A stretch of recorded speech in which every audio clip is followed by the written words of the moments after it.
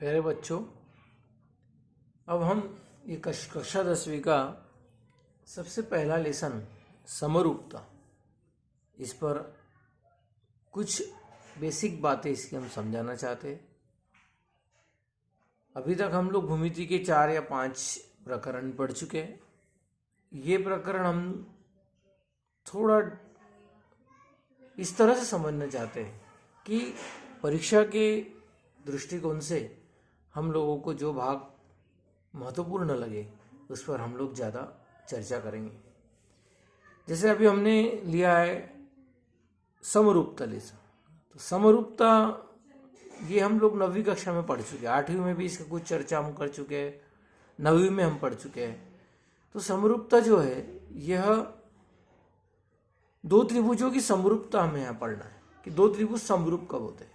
जब ये लेसन हमको पढ़ना है समरूपता, सबसे पहले समझना पड़ेगा कि दो त्रिभुज समरूप कब होते हैं।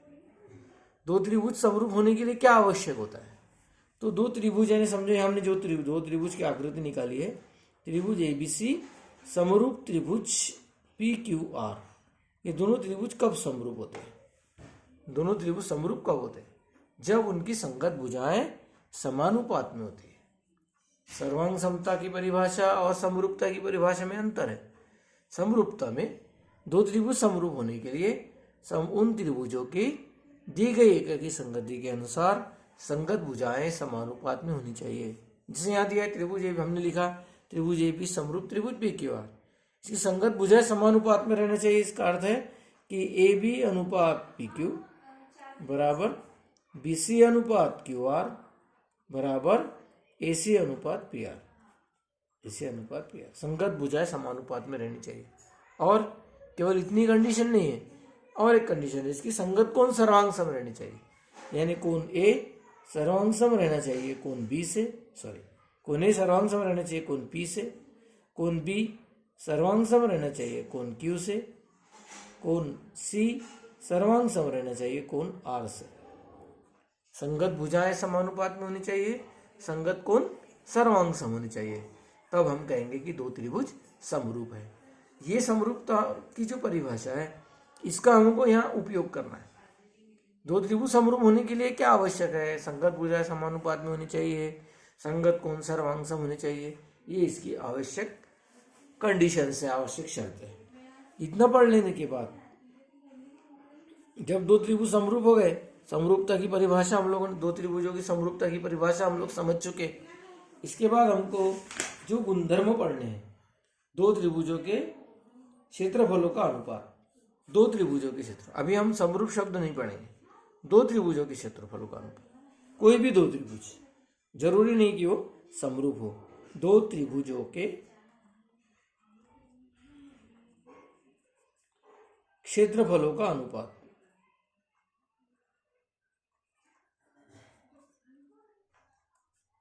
इसके लिए हमें क्या आवश्यक है कि दो की त्रिभुजों के क्षेत्रफलों की परिभाषा क्या है, त्रिभुज के क्षेत्रफल का सूत्र क्या है। जैसे आप लोग जानते हो कि त्रिभुजों के क्षेत्रफल का अनुपात क्या है। त्रिभुज के क्षेत्रफल है 1/2 आधार गुना ऊंचाई, 1/2 आधार गुना ऊंचाई। अगर हमें दो त्रिभुजों के क्षेत्रफल, समझो दो त्रिभुज जैसे अभी हमने ऊपर निकाले, त्रिभुज ABC त्रिभुज PQR, उसी तरह के दो त्रिभुज हम यहाँ फिर से ड्रॉ करते हैं। त्रिभुज ABC और त्रिभुज PQR।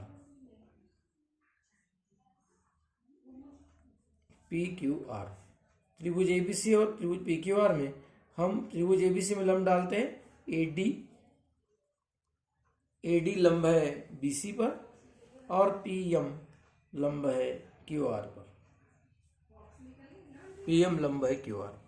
तो त्रिभुज ABC तथा त्रिभुज PQR में AD लंब है BC पर, अर्थात त्रिभुज ABC की ऊंचाई AD है आधार BC के लिए, और त्रिभुज PQR में त्रिभुज PQR की ऊंचाई PM है आधार QR के लिए। ये दोनों त्रिभुजों के क्षेत्रफल हमें निकालना है। तो त्रिभुज ABC का क्षेत्रफल सूत्र भी हमने आपको बताया। त्रिभुज ABC का क्षेत्रफल बराबर 1/2 आधार गुना ऊंचाई, आधार है BC और ऊंचाई है AD। और त्रिभुज PQR का क्षेत्रफल, त्रिभुज PQR का क्षेत्रफल 1/2 आधार गुना ऊंचाई, आधार है QR ऊंचाई है pm। 1/2 आधार गुना ऊंचाई, 1/2 आधार गुना ऊंचाई। अगर हमें इनका अनुपात लेना है, दोनों त्रिभुजों के क्षेत्रफलों का अनुपात लेना है, दो त्रिभुजों के क्षेत्रफलों का अनुपात लेना है, तो त्रिभुज ABC का क्षेत्रफल अनुपात त्रिभुज PQR का क्षेत्रफल, दो त्रिभुजों के क्षेत्रफलों का अनुपात बराबर 1/2 BC गुना AD अनुपात 1/2 QR गुना PM। QR गुना 1/2 कैंसिल करो, हमको मिल जाएगा BC गुना AD अनुपात QR गुना PM। दो त्रिभुजों के क्षेत्रफलों का अनुपात उनकी संगत आधार तथा ऊंचाई के गुणनफल के अनुपात के बराबर होता है। वाक्य ध्यान रखो, आपको ये किताब में से पढ़ना है। पेज नंबर 2 पर, पेज नंबर 2 पर आपको ये गुणधर्म मिल जाएगा कि दो त्रिभुजों के क्षेत्रफल का अनुपात उनके आधारों और संगत ऊंचाइयों के गुणनफल के अनुपात के बराबर होता है। ये आप लोग यहाँ पर ये उदाहरण द्वारा समझ सकते हैं। इन दोनों त्रिभुजों के क्षेत्रफलों का अनुपात उनके संगत आधारों और उनकी संगत ऊंचाइयों के गुणनफल के अनुपात के बराबर होता है। कोई भी त्रिभुज, यहाँ पर समरूपता नहीं आएगा, कोई भी दो त्रिभुजों के क्षेत्रफलों का अनुपात, तो दो त्रिभुजों के क्षेत्रफलों का अनुपात उनकी संगत आधारों तथा ऊंचाई संगत ऊंचाइयों के गुणनफल के अनुपात के बराबर होता है। त्रिभुज ABC का क्षेत्रफल अनुपात त्रिभुज PQR का क्षेत्रफल बराबर BC गुना AD अनुपात QR गुना PM। ये हमको इस पर आधारित कुछ उदाहरण आगे आने वाले हैं, कुछ हल्के उदाहरण हैं, कुछ प्रश्न संग्रह के उदाहरण हैं। ये इन गुणधर्मों पर हमको पढ़ना है। इसके बाद अगला गुणधर्म है कि अगर दो त्रिभुजों के क्षेत्रफलों का अनुपात निकालना है परंतु उनकी ऊंचाइयां समान है, समान ऊंचाई है या समान आधार है, तो हम क्षेत्रफलों का अनुपात कैसे लेंगे? हमको केवल यह समझ लेना है। आप ध्यान देंगे कि अगर समान आधार है, समान आधार मतलब दो त्रिभुजों के आधार अगर समान है, समान आधार वाले त्रिभुज है, तो समान आधार वाले त्रिभुज है तो इन त्रिभुजों के क्षेत्रफलों का अनुपात, समझो आधार समान है। अभी यहाँ आप इधर ध्यान दो, हम जो बता रहे हैं BC और QR समान लंबाई वाले हैं, BC और QR, तो BC और QR कैंसिल हो जाएंगे। समझो ये 5 सेंटीमीटर भी 5 सेंटीमीटर है, 5 कैंसिल हो जाएगा, क्या बचेगा? AD अनुपात PM। यदि समान आधार वाले त्रिभुज है तो उनके क्षेत्रफलों का अनुपात उनकी संगत ऊंचाइयों के अनुपात के बराबर होता है।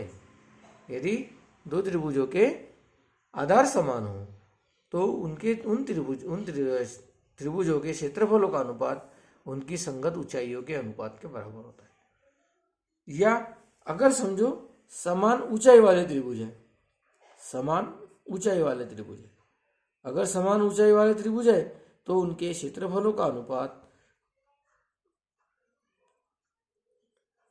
यदि दो त्रिभुज समान ऊंचाई वाले हो तो उनके त्रिभुजों के क्षेत्रफलों का अनुपात उनके संगत आधारों के अनुपात के बराबर होता है। तीनों वाक्य समझ लो आप, फिर से एक बार रिपीट करते हैं कि दो त्रिभुजों के क्षेत्रफलों का अनुपात उनके संगत आधारों तथा ऊंचाई के गुणनफल के अनुपात के बराबर होता है। यदि उन दो त्रिभुजों में या किन्हीं दो त्रिभुजों में समान आधार हो तो समान आधार वाले त्रिभुजों के क्षेत्रफलों का अनुपात उनकी संगत ऊंचाइयों के अनुपात के बराबर होता है।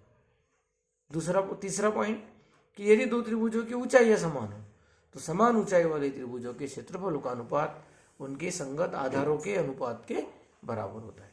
तीनों वाक्य आप ध्यानपूर्वक समझ ले, उसके आधार पर आपको प्रश्न संग्रह के गणित हल करने हैं। ये तीनों बातें और अभी जो समरूपता की परिभाषा बताए दो त्रिभुजों की समरूपता की, उस पर आप अच्छी तरह से गौर करो, अध्ययन करो। फिर हम आपको अगले वीडियो में कुछ उदाहरण हल करके समझाएंगे।